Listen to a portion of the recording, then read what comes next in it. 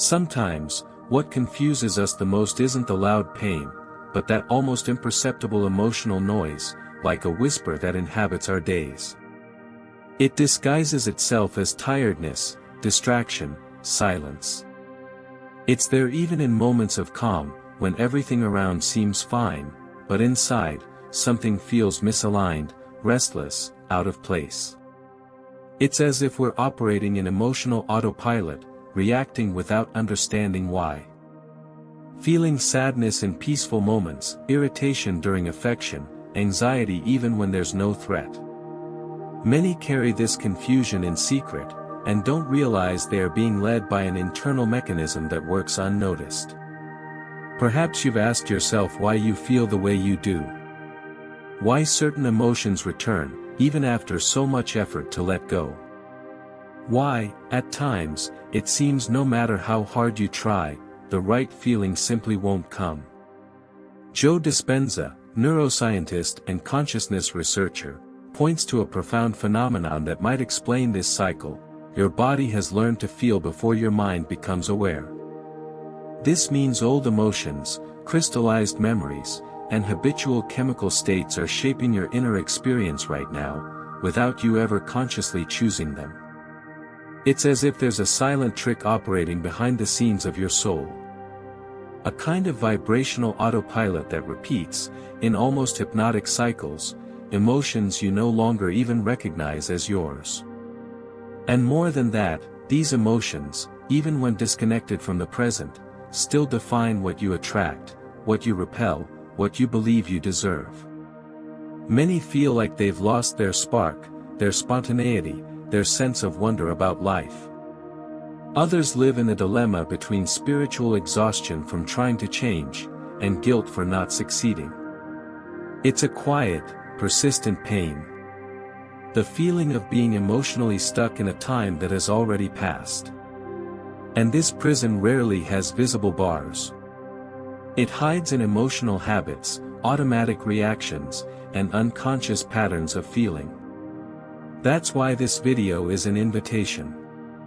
Not to force another transformation, but to observe with clarity something that may have always been there. The way you feel is being shaped by something you didn't consciously choose. And this realization alone is the beginning of freedom. Together, let's explore this invisible mechanism. This silent trick that rewrites your emotions without you even noticing. And more importantly, how to dissolve it, with awareness, gentleness, and inner truth. Over the next few minutes, we'll walk through 3 layers of emotional reprogramming, each revealing a key. These are not miracle techniques or empty promises. They are insights born from the meeting point between science and spirituality, between neurobiology and the soul. And in the end, you may discover that the emotion you've been longing for already lives inside you. It was only waiting for space to bloom. There are days when the sky is clear, the tasks under control, and everything around suggests tranquility. Yet something feels tight inside. A subtle restlessness. A discomfort that can't be explained. You notice yourself feeling anxious for no reason, irritated without cause, tense despite the absence of conflict. It's as if external peace is not enough to soothe your inner world. This experience, though common, is often ignored, but it holds a valuable clue about how our emotional field has been programmed over time. We call this silent dissonance. A type of misalignment between the emotion you experience and the reality around you. Not because you're wrong to feel that way, but because your body carries emotional records from past moments that are still running the show. It's the echo of pain in a time long gone. The old fear reacting as if it's still necessary to defend yourself. The learned anger that activates even in the presence of love. And most surprisingly, this dissonance doesn't arise from dramatic events, but from subtle, everyday triggers. Joe Dispenza explains that the conscious mind may want change, but if the body has learned the language of pain, it will keep expressing in that language. The limbic system, responsible for emotional responses, doesn't only react to what's happening, but to what feels familiar to past experiences. A tone of voice that resembles one from years ago. An environment that echoes a buried memory. A sensation in the body tied to an unspoken trauma. All of this can activate your internal alarm system without you ever understanding why. And when this activation happens, you feel, but don't understand. You react, but don't choose. You suffer, but can't trace the cause. This is where confusion is born. Because everything outside seems fine, but your body, your vibration, your energy, continues to operate in survival mode. To begin dissolving this cycle, I offer a gesture that is simple, yet profound. An internal map. Throughout your day, without rush or judgment, observe. When an emotion arises out of proportion, ask yourself, where is it in my body? In the chest? The stomach? The throat? What automatic thought came before it?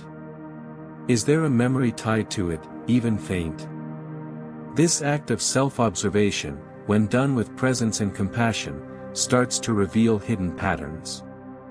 You begin to realize that certain emotions are not your enemies, they are messages. Like underground waves striking rocks over centuries. They're invisible, but they shape landscapes. So do these silent emotions.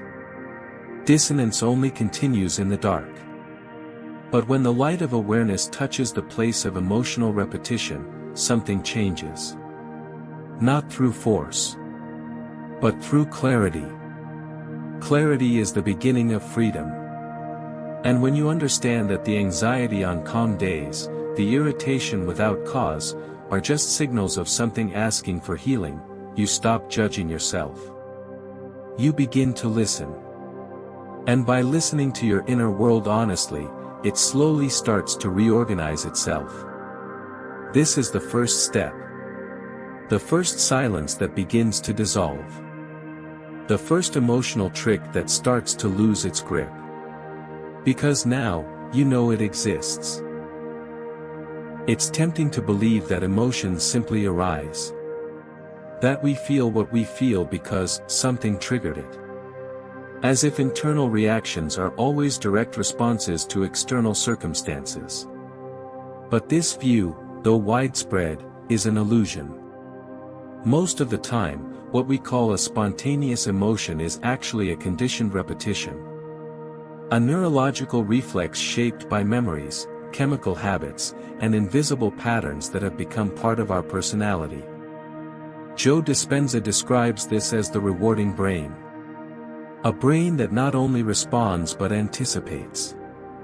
It learns to seek what is familiar, not what is healthy. And familiarity, often, is rooted in pain, tension, resistance. Even if you consciously desire peace, your brain might be rewarding anxiety with familiar chemical releases. Dopamine, often associated with pleasure, can also reinforce uncomfortable emotions if they are part of your unconscious programming. This means that feeling anger, worry, or frustration can become a kind of emotional addiction.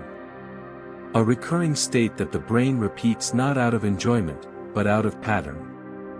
The emotion stops being a response to the present moment, and becomes a replay of what has already been. The present is hijacked by emotional echoes of the past. This is a subtle trick. Because you believe you're reacting to the now, when, in truth, you're reliving yesterday. And more than that, you believe you have no control over it. That, feeling this way, is part of who you are. But this emotional identity might just be the product of years of neurological conditioning. The good news is that there's a way to break this cycle. And it begins with slowing down. A small space between the stimulus and the response. A moment of presence before the automatic reaction. In that space lies the power of transformation. Let's try something simple, yet deeply effective. Close your eyes for 5 minutes. Sit with a straight spine, gentle breathing. Now, breathe just a little slower than usual. Feel the air entering, leaving. And observe, what is the most present emotion right now? Did it arise because of what's happening, or was it already there? This pause reveals. This pause illuminates. Because when you slow down the neural rhythm, you begin to see mechanical patterns for what they are, patterns. Not truths about who you are. This exercise isn't about controlling how you feel. It's about recognizing what you repeat. And in that recognition, something starts to reconfigure. The emotional habit begins to unravel. The brain, faced with the absence of automatic reinforcement, starts to search for new ways of feeling. Like a river that carves the land through which it flows, emotions create pathways within us. But you are not fixed ground, you are conscious water. You can choose a new direction. You can allow a new emotional current to find its way. And when that happens, the illusion of emotional spontaneity fades. What once seemed like a reflex reveals itself as repetition. And repetition, once seen clearly, stops being destiny. This is the second step toward liberation. The second veil that falls away. You begin to realize that your emotions are not accidents, they are invitations. And by answering those invitations with awareness, your brain stops being a recorder of the past, and becomes an open field for creating new emotional experiences. There is a deeply rooted belief that transforming our emotions requires effort, willpower, or strict mental control. But what the science of consciousness is beginning to show, and what mystics have always known, is that true emotional transformation doesn't happen through force, but through frequency. And that frequency isn't reached through logic, but through felt vibration. In other words, you don't need to fight the old emotion, you just need to invite a new one to take its place. Joe Dispenza teaches that the brain cannot tell the difference between a real experience and one vividly imagined. To the nervous system, what you deeply feel has the same impact as what you physically live. This means that by creating a new emotion through felt imagination, you begin to rewrite the neurological pattern with a new energetic signature. No struggle. No resistance. Only vibrational intention. This changes everything. Because it shifts the focus from control to creation. You no longer have to defend yourself from old feelings, you can, gently, cultivate new internal states that gradually dissolve the old ones, like light that doesn't fight darkness, but simply replaces it. Let's walk through this practice together now, in 3 quiet yet deeply powerful steps. First, choose an emotion you feel ready to transform. Fear, insecurity, rejection, apathy. Feel it for a moment. Acknowledge it with compassion. Don't reject it. Just witness it. Now, ask yourself, what would be the opposite emotion? What vibration would bring balance to what feels misaligned? Courage. Belonging. Joy. Trust. Allow this new emotion to arise as a possible presence. Second, close your eyes and visualize a scene where this new emotion is real. This isn't about imagining a fantasy, but creating an inner moment where you act, feel, and breathe in that new frequency. See the details. Sense the air's temperature, the light's tone, your body's expression. Immerse yourself in this vibration as if you were there now. Third, anchor it. Take a deep breath, guiding this emotion to the center of your chest. Imagine that with each breath, this vibration spreads through your entire body. Let yourself remain in this state for a few minutes, simply feeling, no rush. This practice can be done daily, for just 3 minutes. That's all. It doesn't require time or a special setting. What it requires is presence, intention, and an inner yes. I remember a story that deeply touched me. A woman who lived in a constant cycle of rejection.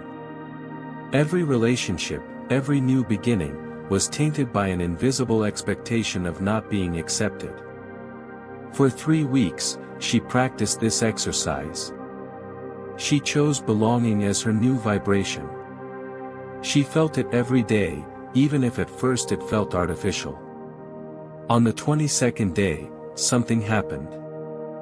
Faced with a situation that would have previously triggered her anxiety, she remained calm. She didn't have to think. She didn't have to convince herself. She simply didn't feel the old fear. Because something new was already living in the place it once occupied. This is the power of vibrational recalibration. It doesn't require force. It requires sensitivity. It doesn't deny pain. It offers the body a new language. And the more you practice this new vibration, the more it becomes yours. The more it imprints itself into your circuitry. The more it redefines what you perceive, attract, and choose. Because all external reality begins with an emotion sustained internally. This is the third layer of emotional liberation. And perhaps, the most beautiful of all. Because it gives back something trauma and conditioning once took from you, the power to choose what you feel. Not through logic, but through the vibration you decide to nurture. And in this space, where the new begins to be felt, the old ceases to be necessary. Everything you've lived up to now, the repetitive patterns, the feelings that keep returning, the emotions that seem to arise from nowhere, may have been shaped by an invisible, silent, persistent mechanism. But the simple act of recognizing this already transforms your relationship with what you feel. Because awareness is the beginning of all healing. And now, you know, there's a trick operating within you, but it's not unbreakable. It just needed to be seen. You're not broken. You're in the process of recalibrating. And that process doesn't happen through effort or force, it happens through the gentle practice of creating space. Emotions don't dissolve because they're fought. They transform because they're welcomed, and slowly, replaced by new frequencies felt with truth. Today, try the recalibration technique. Choose a new emotion, even a small one, even a subtle one, and let it have a place inside you. It doesn't have to be perfect. It doesn't have to be intense. It just needs to be sincere. Breathe with it. Feel it as if it were real. Anchor it with presence. And observe. An emotion, when accepted, begins to dissolve naturally. Like mist fading at the break of dawn. And if this touches something inside you, if you feel drawn to this path, then keep going. Because this is just one of many doors connecting science to the soul. If you want to understand more about the neurobiology of creative imagination, about how the quantum field responds to your vibration, stay with me. There's much more to discover. Finally, remember this: when you consistently nurture a new emotion, you are planting a quantum seed. It doesn't show immediately. It doesn't announce itself loudly. But in the invisible, it begins to move. And over time, that silent vibration becomes a visible, tangible, living reality. You are not alone. The universe hears you. And within you, there is a space where every emotion can be recreated. You just need to return to that place. Breathe. Feel. Allow. The seed has already been planted.